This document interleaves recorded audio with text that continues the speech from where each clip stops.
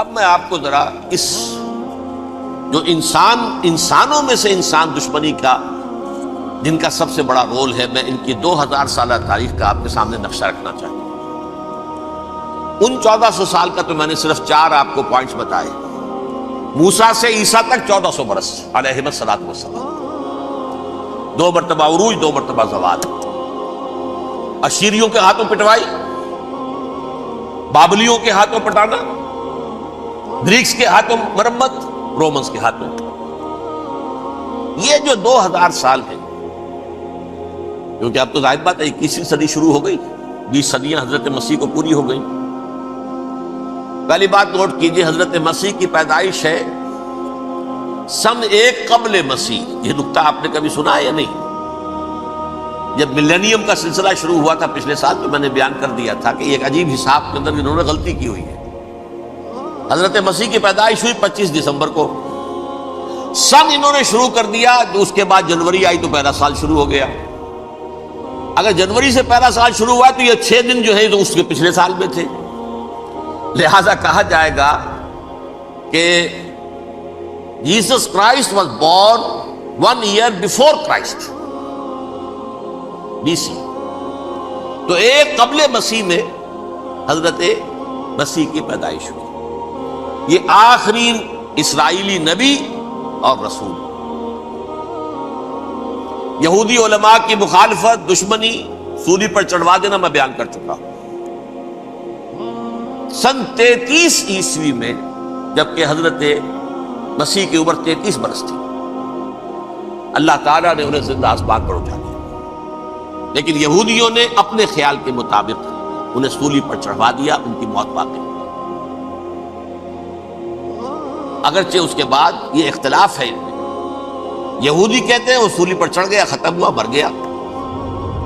عیسائی کہتے ہیں نہیں، انتقال ہوا ہے مسیح کا صلیب پر، لیکن پھر وہ دوبارہ زندہ ہو گئے ہیں۔ ان کی لاش ایک غار میں رکھ دی گئی تھی، وہاں ریزریکشن ہو گیا، ان کا باعث بعد الموت وہیں ہو گیا، اور پھر انہیں اللہ نے زندہ آسمان پر اٹھا دیا۔ تو ہمارے اور عیسائیوں کے درمیان نوٹ کر لیجئے، یہ چیز مشترک ہے کہ حضرت مسیح آسمان پر زندہ اٹھائے گئے۔ فرق کیا ہے؟ وہ سمجھتے ہیں کہ سولی دیے گئے، سولی پر مرے، پھر زندہ ہوئے، پھر گئے۔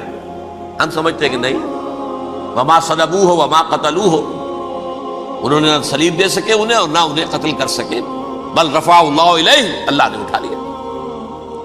پھر ہمارا اور یہ اس کا عیسائیوں کا ایک اور اتفاق ہے، سیکنڈ کمنگ آف جیسس، حضرت مسیح دوبارہ آئیں گے۔ یہ عیسائیوں کا بھی عقیدہ ہے اور ہمارا بھی۔ بہرحال تو جیسا کہ میں نے عرض کیا کہ اس وقت یہ عذاب استیصال، عذاب اکبر کے مستحق ہو چکے تھے، لیکن اللہ نے ان کی مدت دراز کی ہے، لیکن ان پر دنیاوی عذاب کا ایک کوڑا جو ہے اللہ تعالیٰ کی طرف سے اسی وقت برسا۔ دنیاوی عذاب دنیا میں رہتے ہوئے ختم نہیں کیا ہے۔ 37 برس بعد، حضرت مسیح کے رفع سماوی کے 37 برس بعد، سن 70 میں یہودیوں نے بغاوت کی رومیوں کے خلاف۔ رومی ٹائٹس جنرل تھا ایک، اس نے پھر جو حملہ کیا ہے، 1,33,000 یہودی ایک دن میں قتل کیا یروشلم میں، اور ہیکل سلیمانی گرا دیا۔ وہ ہیکل پہلے بھی گرا تھا، پہلے 1400 سال کے دوران میں بھی نبوکدنضر نے گرایا تھا، لیکن پھر اس کے 150 سال بعد انہوں نے دوبارہ بنا لیا تھا، اس لیے وہ اسے سیکنڈ ٹیمپل کہتے ہیں۔ پہلا ٹیمپل جو حضرت سلیمان نے بنایا تھا، نبوکدنضر نے گرا دیا 587 قبل مسیح میں، پھر دوبارہ انہوں نے 150 سال کے بعد بنا لیا۔ وہ اس تاریخ کا حصہ ہے، میں نے جس کے بارے میں آپ کو تفصیل نہیں بتائی۔ اس میں یہ ہوا سن 70 میں وہ گرا دیا گیا، وہ آج تک گرا پڑا ہوا ہے۔ نمبر 2، یہ کہہ دیا گیا کہ یہودیوں اس ارض فلسطین سے نکل جاؤ، تم یہاں نہیں رہ سکتے اب۔ لہذا جس کا جہاں سینگ سمایا چلا گیا، یورپ میں چلے گئے، ایشیا میں آ گئے، عرب میں آ گئے یہ 3 قبیلے جو رات بھی میں نے عرض کیا تھا، بنو قینقاع، بنو نذیر اور بنو قریظہ، یہ وہاں سے آ کے مدینے میں آباد ہو گئے۔ جس کا جہاں سینگ سمایا، افریقہ میں، ہندوستان میں، جہاں چلے گئے۔ ڈایاسپورا اسے کہتے ہیں، وہ آپ نوٹ کر لیجیے اس لفظ کو، ڈایاسپورا، ہمارا دور انتشار، جبکہ ہمیں ہماری اصل سرزمین تو فلسطین ہے، حضرت ابراہیم کا مسکن، حضرت اسحاق حضرت یعقوب کا مسکن فلسطین، یہ ہے ہماری اصل جاگیر، یہ تو ہماری جدی پشتی جاگیر ہے، لیکن یہاں سے نکال دیے گئے سن 70 عیسوی میں، اور وہاں سے لے کے 1917 تک ان کا ڈایاسپورا جاری رہا۔ یہ دور انتشار، اس دور انتشار کے اب چند حصے ہیں جس کو میں چاہتا ہوں کہ آپ علیحدہ علیحدہ سمجھ لیں۔ دور انتشار کا جو پہلا جو ہے تقریباً 300 برس رومی حکمران تھے، وہ یہودیوں کے بھی دشمن تھے اور عیسائیوں کے بھی دشمن تھے، عیسائی اور یہودی ایک دوسرے کے بھی دشمن تھے، لیکن رومی سمجھتے تھے کہ یہ ایک ہی تھیلی کے چٹے بٹے ہیں۔ رومیوں کے نزدیک عیسائی بھی یہودیوں ہی کا ایک فرقہ تھے، کوئی علیحدہ مذہب تو تھا ہی نہیں، لہذا رومی جو ہیں رومنز وہ ان دونوں کو ستاتے تھے، مارتے تھے، اور یہ آپس میں لڑتے تھے، یہودی عیسائیوں کو مارتے تھے، عیسائی یہودیوں کو مارتے تھے۔ یہ ہے 300 برس تک کی تاریخ۔ سن 300 عیسوی میں کیا ہوا؟ ایک معجزہ ہو گیا۔ بہت عظیم ایمپرر کانسٹینٹائن، قسطنطین اعظم، رومن ایمپررز میں سے بہت بڑا ایمپرر، وہ عیسائی ہو گئے۔ اب تو معاملہ بالکل تلپٹ ہو گیا، پوری سلطنت عیسائی ہو گئی۔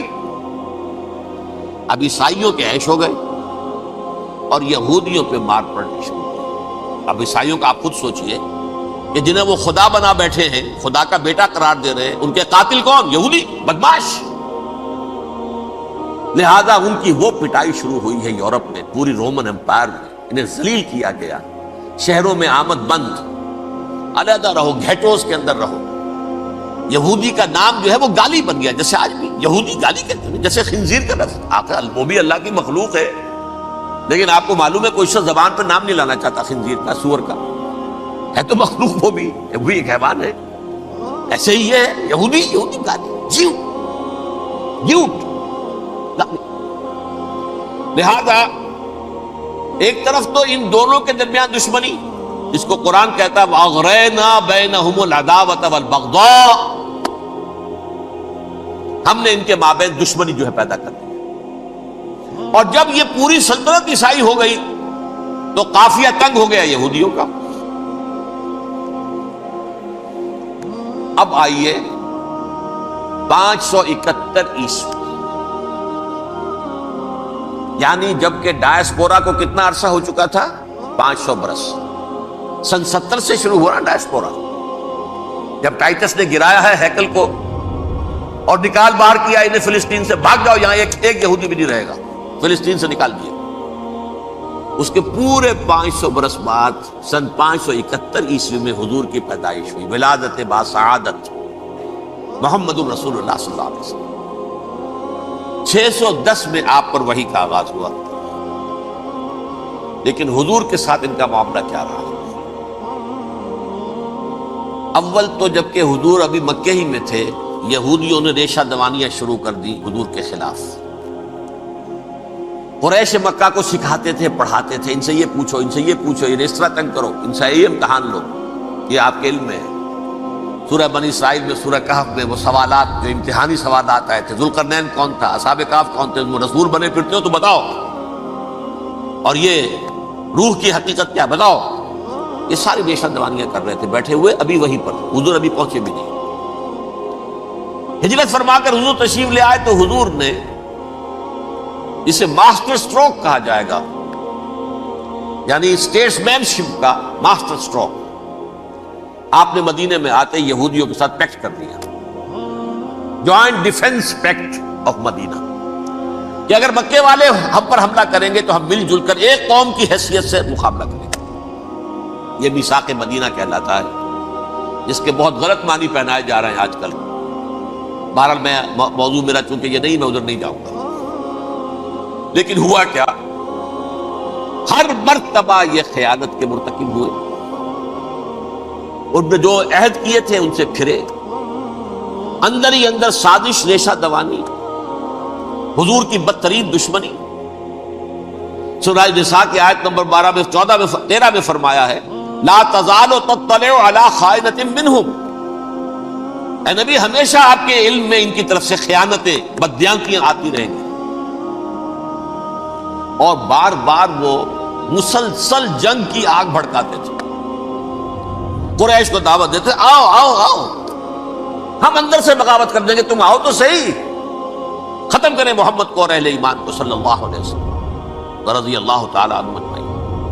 لیکن پھر جب وہ آتے تھے تو یہ دبک جاتے تھے، ان میں ہمت نہیں تھی، میدان کے مرد نہیں رہے تھے.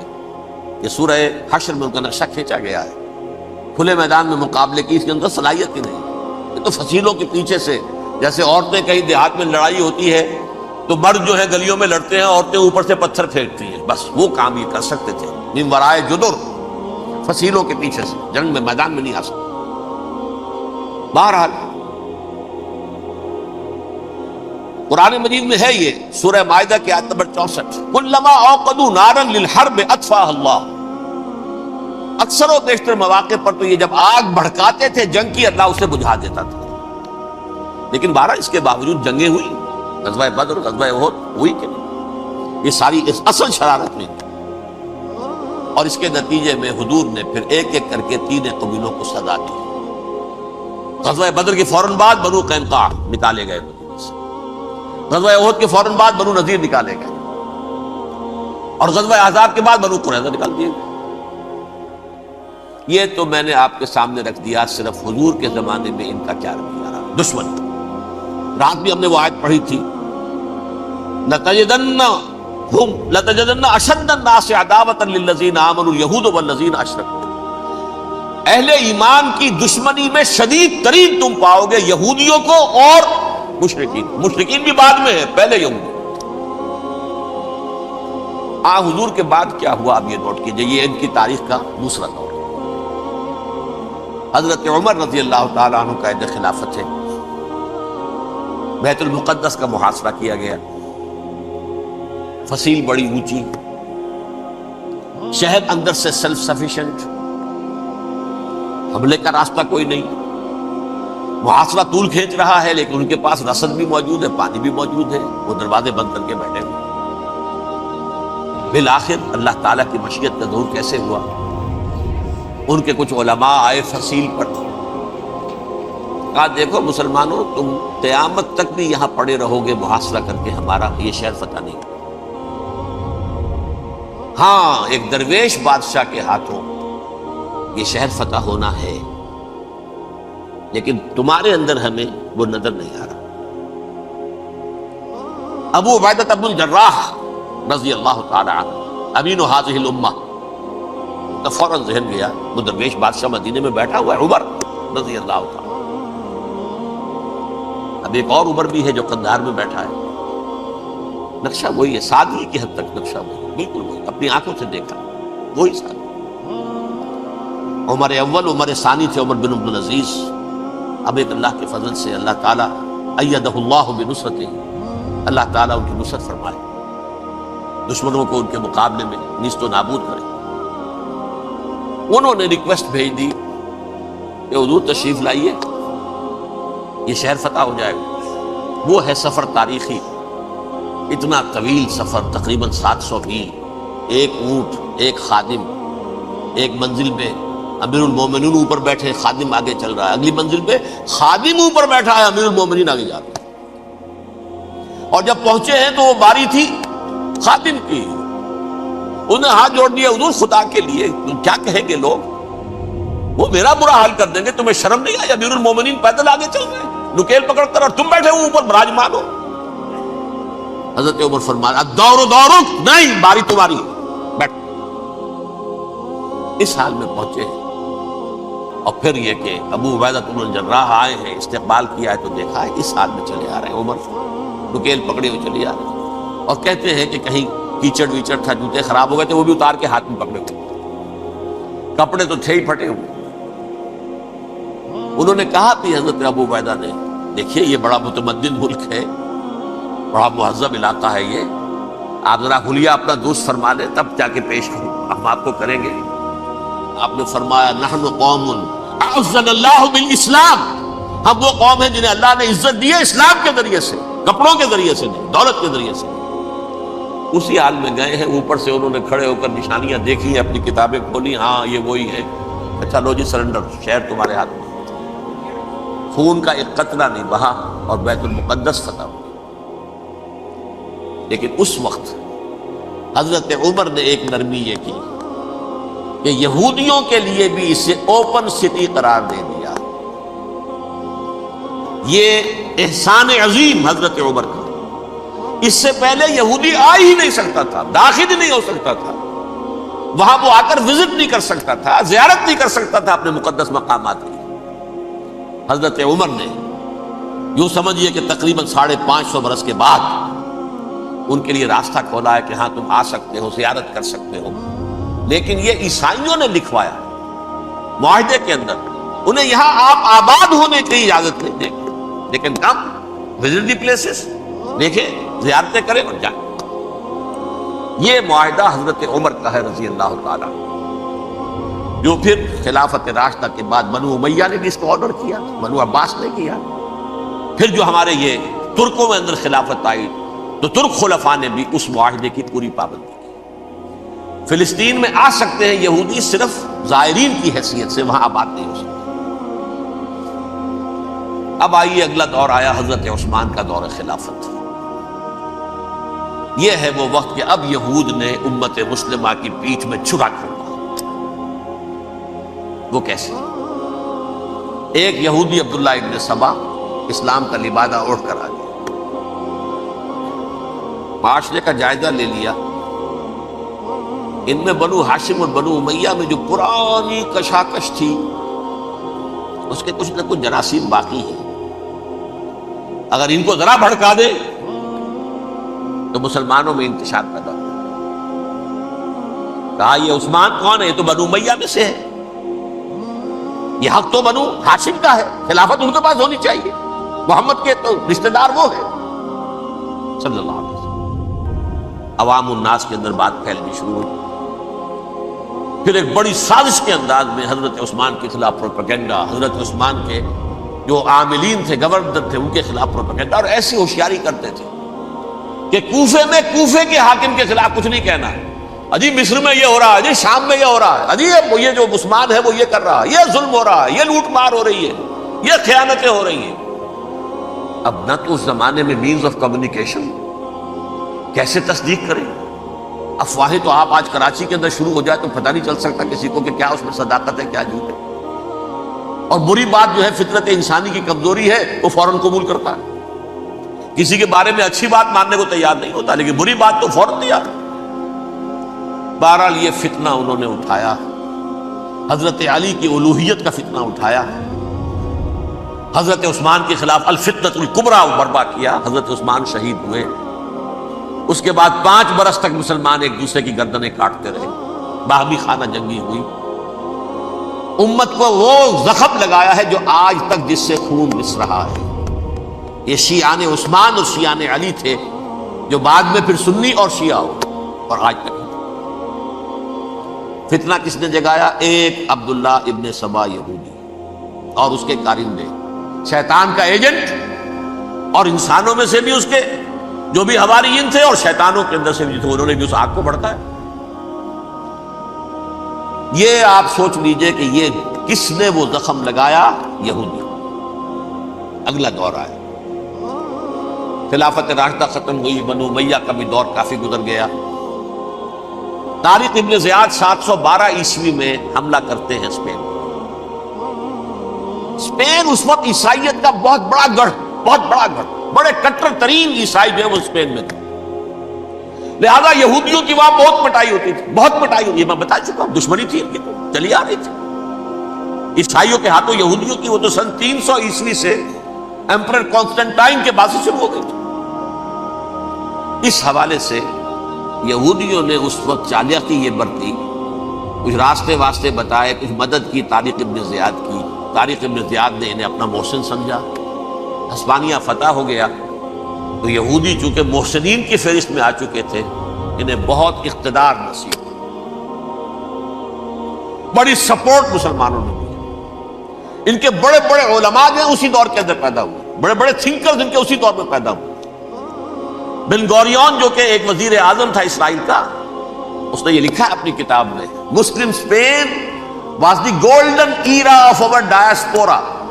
وہ ڈائسپورا جو 70 عیسوی سے شروع ہوا تھا اور 1917 عیسوی تک جاری رہا ہے، اس میں سے گولڈن ایرا ہمارا جو تھا وہ مسلم اسپین تھا. ہسپانیہ میں بیٹھ کر ہم عیش کیے.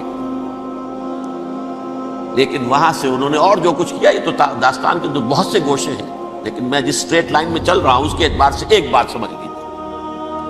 وہاں بیٹھ کر انہوں نے اب عیسائیت کی پیٹھ میں چھرا گھونپا، پروٹیسٹنٹ مذہب پیدا کیا، تقسیم کر دیا. جیسے شیعہ سنی کی تقسیم، عبداللہ ابن سبا، رومن کیتھولک اور پروٹیسٹنٹ کی تقسیم، یہودی علماء. ہوتا کیا تھا؟ ہسپانیہ کی یونیورسٹیاں ہیں، کارڈووا میں ہے، ٹولیڈو میں ہے، گریناڈا میں ہے، غرناطہ، قرطبہ، تولیتلا، اور وہاں آتے تھے لوگ. فرانس سے چلے آ رہے ہیں نوجوان پڑھنے کے لیے، جرمنی سے چلے آ رہے ہیں، اٹلی سے چلے آ رہے ہیں. 3 ہی ملک قریب ترین پڑھتے ہیں سینٹرل جو یورپ کے ہیں. یہاں پر جو ہے وہ اسلام جو نور پھیلا رہا تھا اس سے بھی مستفیض ہوئے. جہالت کے جو ہے پردے ان کے وہ چھٹے. اس کے ساتھ ہی وہ یہودی وہاں ان کے اندر جو جراثیم داخل کر رہے تھے وہ اس عیسائیت کے خلاف بغاوت تھی جو اس وقت دنیا میں عیسائیت اس وقت تھی. پوپ کا راج تھا دنیا میں اس وقت. یورپ میں جو عیسائیت تھی اس میں ایک طرف بادشاہ تھے، لیکن بادشاہوں کی حیثیت وہاں پر یوں سمجھ لیجئے کٹ پتلیوں کی تھی. اصل قوت پوپ کے ہاتھ میں تھی. اور پوپ کو انہوں نے جیسے قرآن نے کہا اتخذوا احبارهم ورهبانهم اربابا من دون اللہ، کیونکہ سینٹ پال نے شریعت موسوی ساقط کر دی تھی تو اب شریعت تھی ہی نہیں. پوپ کو اختیار تھا جس چیز کو چاہے حلال قرار دے دے، جس چیز کو چاہے حرام قرار دے دے. اتخذوا احبارهم ورهبانهم اربابا من دون اللہ. انہوں نے کہا صاحب یہ پوپ کس بلا کا نام ہے، یہ بھی انسان ہے. بات تو ٹھیک تھی نا. اصل حیثیت تو کتاب کی ہونی چاہیے، ڈیوائن بک، ریویلڈ اسکرپچر. لہذا یہ کتاب ہر شخص پڑھ سکتا ہے. کوئی پوپ کے باپ کو جو ہے کوئی اس کے لیے پروپرائٹری رائٹس تو نہیں ہے کہ صرف پوپ پڑھ سکتا ہے یا پادری پڑھ سکتے ہیں. ہم بھی پڑھ سکتے ہیں، ہم بھی سمجھ سکتے ہیں. یہ باتیں تھی کہ جن کو بڑھا چڑھا کر بیان کر کے اور پوپ کا اقتدار ختم کرا دیا اور توجہ مرکوز کر دی بائبل کی طرف. اب بائبل میں بڑا حصہ تو اولڈ ٹیسٹامنٹ کا ہے. نتیجہ کیا ہوا؟ یہود کی عظمت پروٹیسٹنٹس کے نزدیک مسلم ہو گئی. اصل قوم تو یہ ہے، وہ دشمنی بدلی کہ نہیں بدلی. موسیٰ کے امتی یہ ہے، تورات موسیٰ کو دی گئی، ابراہیم کی نسل یہ ہے. لہذا وہ جو دشمنی تھی، جو عداوت تھی کہ ہمارے خدا کو سوری چڑھانے والے ہیں یہ بدماش، اس کا ازالہ ہوا. اس پروٹیسٹنٹ مذہب کے نتیجے میں یہ میں اب آپ کو بتاتا ہوں کہ ایک نتیجہ وہ نکلا ہے جسے برٹرنڈ رسل نے بیان کیا ہے. اس کی کتاب ہے ان پریز آف آئیڈلنس، صفحہ 108. وہ لکھتا ہے دی Christians retaining the Judaic belief in a special revelation added to it the Roman desire for worldwide domination and the Greek taste for metaphysical subtleties. The combination produced the most fiercely persecuting religion that the world has yet known. یہ 3 چیزیں آ کر عیسائیت میں مل گئی. ایک تو جب یہ اولڈ ٹیسٹامنٹ جو ہے وہ ان کے ہاتھ میں آ گئی، اور اس کے میں کچھ آپ کو بتا دیتا ہوں کہ اولڈ ٹیسٹامنٹ کی تعلیمات، کیونکہ یہ اولڈ ٹیسٹامنٹ جو ہے یہ محرف تھی. اصل تورات تو گم ہو گئی تھی 587 قبل مسیح میں، جب پہلی مرتبہ ہیکل جو ہے تباہ ہوا ہے اس وقت ختم ہو گئی تھی. اس کے کوئی 150 سال کے بعد انہوں نے یادداشتوں سے مرتب کر کے لکھی ہے. اب اس میں ان کے اپنے خیالات، اپنے امانی، اپنی توجیحات وہ شامل ہو گئی. لہذا میں آپ کو حوالے دیتا ہوں اس کتاب کے اندر مظالم کی جو تعلیم دی گئی ہے اہل کتاب نے اپنے مظالم قتل عام کے جواز کے لیے تورات میں تبدیلیاں کی اور پیغمبروں پر دہشت ناکی اور بدترین حرام کاری کے الزامات لگائے. سنیے، پہلا حوالہ ہے یہ گنتی باب 31 آیات 17-18. اس لیے ان بچوں میں جتنے لڑکے ہیں سب کو مار ڈالو، اور جتنی عورتیں مرد کا منہ دیکھ چکی ہیں ان کو بھی قتل کر ڈالو، لیکن ان لڑکیوں کو جو مرد سے واقف نہیں اور اچھوتی ہیں اپنے لیے زندہ رکھو. یہ کسی اللہ کی کتاب کا یہ جملہ ہو سکتا ہے؟ کسی ریویل بک کا؟ اور سنیے، یہ ہے استثناء ڈیٹرانومی باب 20 آیت 16-18. پر ان قوموں کے شہروں میں جن کو خداوند تیرا خدا میراث کے طور پر تجھ کو دیتا ہے، کسی ذی نفس کو جیتا نہ بچا رکھنا، جیسا خداوند تیرے خدا نے تجھ کو حکم دیا بالکل نیست کر دینا.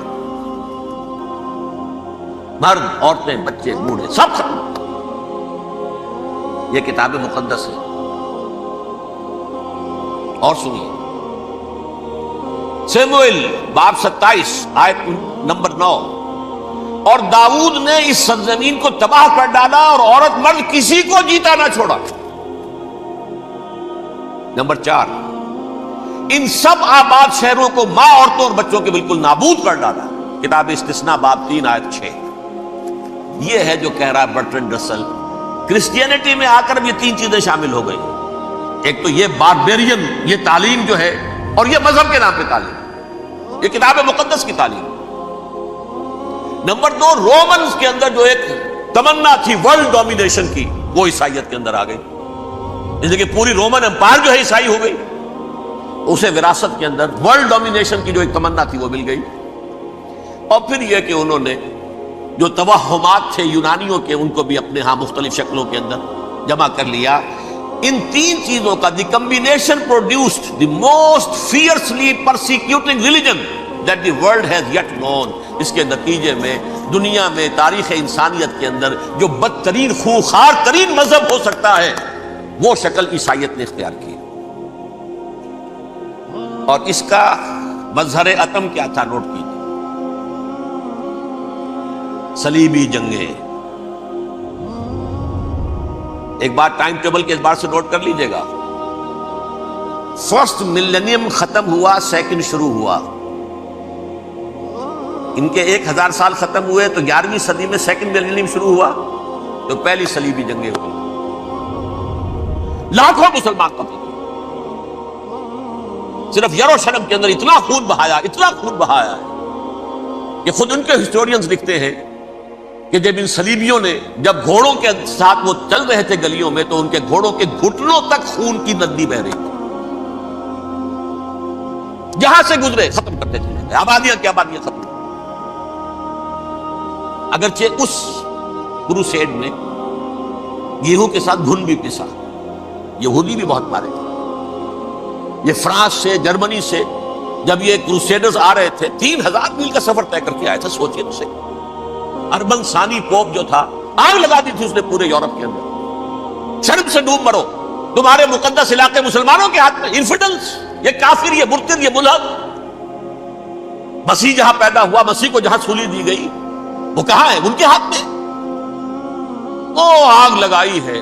3000 میل کا فاصلہ طے کر کے یہ قوم آئی ہے اور جو تباہی مچائی ہے. تاریخ انسانی میں ایسی بربریت کی کوئی مثال. اور یہ ان کے اپنے ہسٹورینز لکھتے ہیں. شرم کے بارے ایسے محسوس ہوتا ہے جیسے ان کی گردنیں جھکی جا رہی ہیں.